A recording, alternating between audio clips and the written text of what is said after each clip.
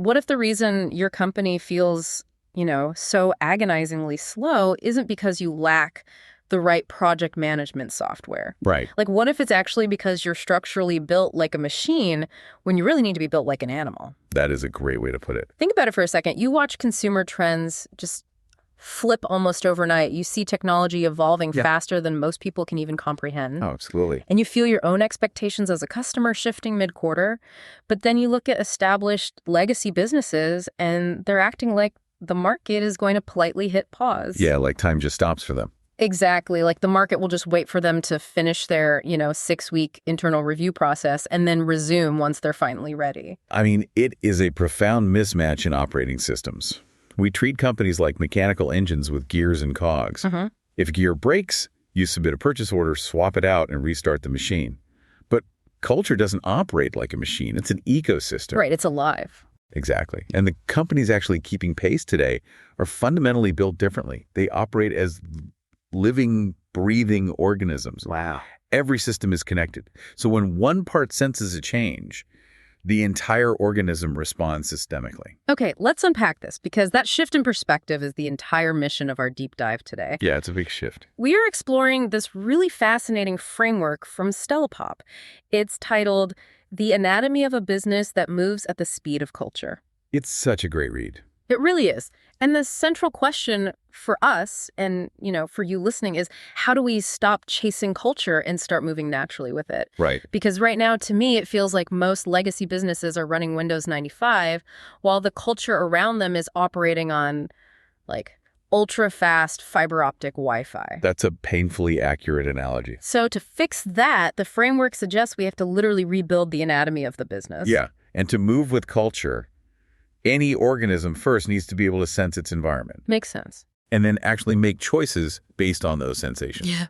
So that brings us to the top of the anatomical structure, the command center. Okay, which is what exactly? That consists of the brain and the nervous system. In a traditional corporate structure, the brain is entirely focused on decision perfection. Ah. They want the perfect data set before making any move at all. Which usually means the brain is totally overloaded. I mean, you have layers upon layers of approvals, endless meetings. Yeah, the endless meetings. And those infamous decks about decks. You know what I mean? By the time a decision is finally pushed through that massive pipeline, the cultural moment you're trying to capitalize on is completely gone. Right, which is why the Stellapop framework points out a massive shift happening in agile companies. What are they doing differently? They are moving from decision perfection to decision velocity. They build what are called fast lanes for decision making. Fast lanes, okay. Yeah, they recognize that indecision isn't just a neutral state. It's actively harming the business in a fast-moving market. But let me push back on that for a second. Sure. Because I picture this like a really slow-moving committee trying to steer a speedboat away from a rocky shore. Right. If we tell a massive organization to prioritize speed over perfection, how do you prevent that from turning into internal silos? What do you mean? Like where rogue managers are just making competing, reckless decisions. If we give a frontline manager the authority to pull the trigger on a $20,000 initiative without a VP signing off, couldn't that create absolute chaos? Well, it absolutely would if you don't have the mechanisms in place to support it. Okay. That is the critical difference between speed and recklessness. Speed requires clear ownership and pre-approved parameters. Gotcha. A true fast lane means establishing up front what is the specific budget threshold? What strategic goal does this align with? Right, setting the boundaries. Exactly. And what is the immediate mitigation plan if the decision fails? If a project fits inside those parameters, the individual empowered to make the call does it immediately. No pitch decks. No pitch decks. No committee votes. Just action. Recklessness is moving without those parameters. Yeah. True speed is trusting the parameters you've already built. Okay, so it's about removing the friction of bureaucracy, not removing the actual thinking process. Spot on. That perfectly sets up the second half of the command center, which is the nervous system. If the brain makes the decisions, the nervous system has to tell it what is actually happening outside the building. And this is an area where legacy businesses are often completely disconnected from reality. Oh, totally. Their nervous system relies almost entirely on lagging indicators. They look at at quarterly financial reports or post-mortem project reviews. Or those end-of-year customer satisfaction surveys. Yes, which is essentially trying to drive a car by only looking in the rearview mirror. Right. By the time you see the problem, you've already run over it. Exactly. A business that moves at the speed of culture has to build a real-time nervous system. What does that look like in practice? It means empowering the nerve endings, which are your frontline employees, to pass signals directly to the brain. Without middle management getting in the way. Right, without the information being filtered and sanitized. It means utilizing real-time social listening. Like tracking Twitter or Reddit? Yeah, where unstructured data, like a sudden spike in customer complaints on a Reddit thread about a specific software bug, is immediately flagged to the development team. Wow. If a company cannot feel what is happening around it in real time, it's just flying blind. I want you, the listener, to run a quick structural MRI on your own workplace right now. Oh, I like that. Ask yourself this: when was the last time a piece of raw, real-time customer feedback actually changed a product feature or a marketing message in less than 30 days? 30 days is generous. Right. If your answer is never, your company's nervous system might be paralyzed. That is an excellent acid test. Yeah. Because taking in all those real-time signals and making lightning-fast decisions will still tear a company apart if there isn't a central rhythm keeping the organism grounded. Which naturally leads us to the core identity of the organism, the heart and the lungs. Yeah. Because speed without consistency is just frantic flailing. In this anatomical framework, the brand itself is the heart. Right. It pumps consistency through the entire body. So your messaging, your design, your hiring practices, how your customer service reps talk on the phone, that is the lifeblood keeping the identity alive. And when you look at companies that completely fall apart under pressure, you almost always find a weak heart. Interesting. How so?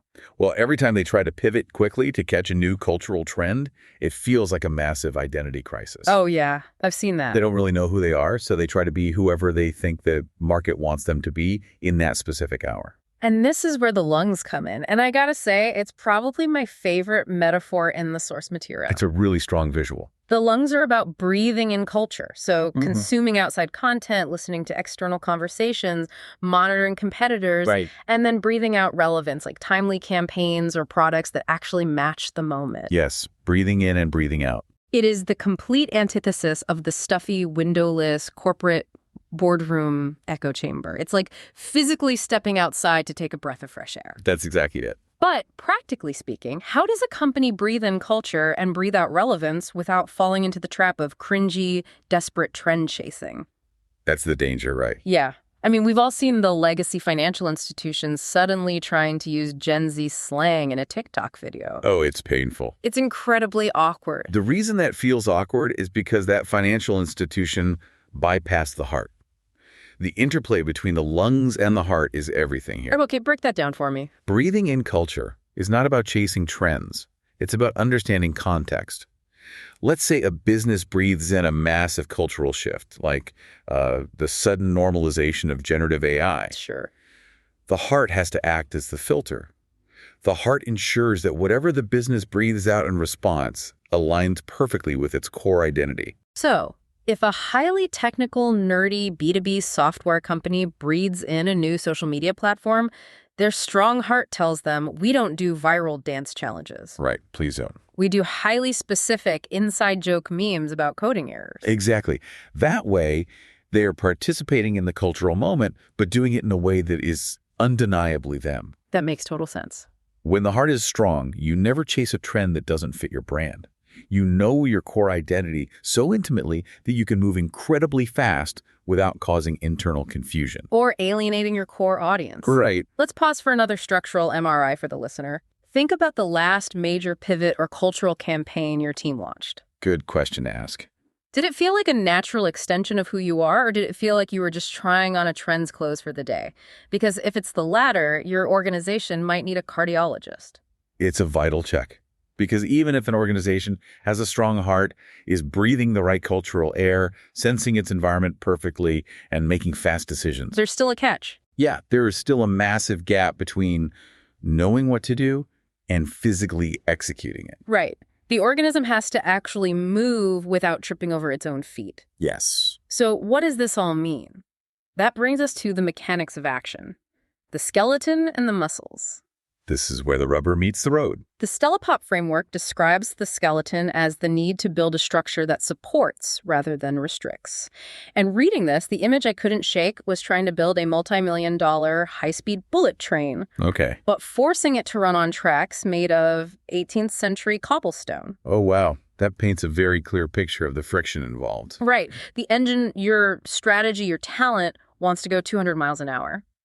But the rigid, outdated infrastructure of the cobblestones literally shakes the train to pieces. Yeah, it just can't handle it. Every single cross-departmental handoff, every legal review for a low-risk social post, every siloed budget creates violent friction. To smooth out those tracks, the framework advocates for a flexible skeleton. Flexible how? Well, we often think of corporate structure as rigid job descriptions and permanent hierarchies. But companies moving at the speed of culture use role-based accountability. What does that mean practically? The structure shifts based on the immediate project. You aren't just your job title. You are the role you need to play for this specific agile loop. But wait, if we strip away the strict hierarchies and standard operating procedures, aren't we just inviting a total free-for-all? It can sound like that, yeah. Like, how do the muscles actually know what to do if there isn't a manager explicitly telling them step by step? Because the goal isn't to eliminate structure entirely. The goal is to build a structure that enables speed rather than control. Enables speed. Right. Think of the muscles as execution without friction. In a fast company, the muscles are built for motion through tight feedback loops and incredibly short cycles. Okay. They don't wait for perfect conditions to launch a finished product. They have a bias toward action. Like a minimum viable product. Yes, exactly. They launch an MVP, they learn from the immediate feedback, they adjust the muscles, and they repeat. It's a rhythm. Like wearing lightweight running gear instead of a full suit of medieval plate armor to run a marathon. Yes, it's a constant, steady rhythm. The muscles know what to do because the flexible skeleton provides clear accountability for the outcome rather than micromanaging the process. Right. The team knows the goal, they have the parameters, and they are trusted to execute the physical movements required to get there. Time for another quick MRI, listener. Think about the simplest task your team executes. Maybe publishing a blog post or fixing a minor customer-facing bug. It's always the small stuff. How many approvals from how many different departments does it take to get that single task live? If the number of approvals is higher than the number of people actually doing the work, your skeleton is actively fighting your muscles. And if you fix that, if you get the skeleton and muscles working in perfect harmony, you will naturally start moving incredibly fast. But there is a hidden danger here. If an organism reacts to every single stimulus in its environment simply because it has the physical capability to do so, it's going to exhaust itself. Oh, that makes sense. Or worse, it will sprint right off a cliff because it got distracted by a butterfly. Here's where it gets really interesting. This introduces our final anatomical section, the systems that provide protection and foresight. The immune system, the eyes and ears, and the gut. Crucial parts of the body. We tend to celebrate companies that are always on, constantly reacting to every cultural blip. But the framework argues that moving fast is incredibly dangerous if you lack discipline. Exactly. The immune system in a business is what filters the true signal from the useless noise. It is the operational discipline to say no. Think about the psychological pressure on a CEO when they see their three biggest competitors jump onto a new, flashy technological trend. The FOMO is real. Oh, absolutely. The immediate instinct is to panic and order the team to do the same thing so they don't fall behind. But the immune system says, no, that trend doesn't serve our core customer, it doesn't align with our heart, and it distracts our muscles from our actual goals. Ignore it. Right. That takes immense restraint. It is discipline preventing chaos. And paired directly with that discipline, you have the eyes and ears. This is about anticipation over reaction. Okay, anticipation. Most legacy companies are purely reactive. A crisis happens or a market shifts, and they scramble to convene a task force. Right. The businesses moving at the speed of culture are constantly interpreting patterns. They see the subtle shifts in consumer behavior while the trends are still forming. Before everyone else jumps in. Exactly. Because by the time a trend is obvious to the legacy companies, the space is already too crowded to make a meaningful impact. So what does this all mean for the actual leaders making the calls? The Stellapop material talks heavily about the gut, Yes. Instinct backed by experience, not waiting for perfect data to act. And there is a standout quote here. Waiting for another report is just fear dressed up as process. Such a powerful quote. I think a lot of us have lived that quote in our daily professional lives. It's a profound observation about corporate psychology. But let me challenge the practical reality of it for a second. Sure, go ahead. Can a massive multinational corporation really justify relying on a gut feeling when there are millions of dollars and thousands of people's livelihoods on the line? It's a fair question. Recommending that a CEO bet the quarter on their gut sounds like a massive liability. It sounds like a liability because we often misunderstand what the gut actually is in a business context. Okay. It is not a leader waking up from a dream and betting the company on a whim. The gut is high-level, internalized pattern recognition. Oh, interesting. It is built by leaders who have deep synthesized experience and teams that are intimately close to the customer. Okay, I see. Think of a seasoned chess grandmaster. When they look at a board, they do not consciously calculate every single possible move and variation. Right, that would take hours. Exactly. Their gut immediately tells them the right strategic path because their brain has internalized the patterns of thousands of previous games. So the gut is essentially a supercomputer processing invisible data. Precisely.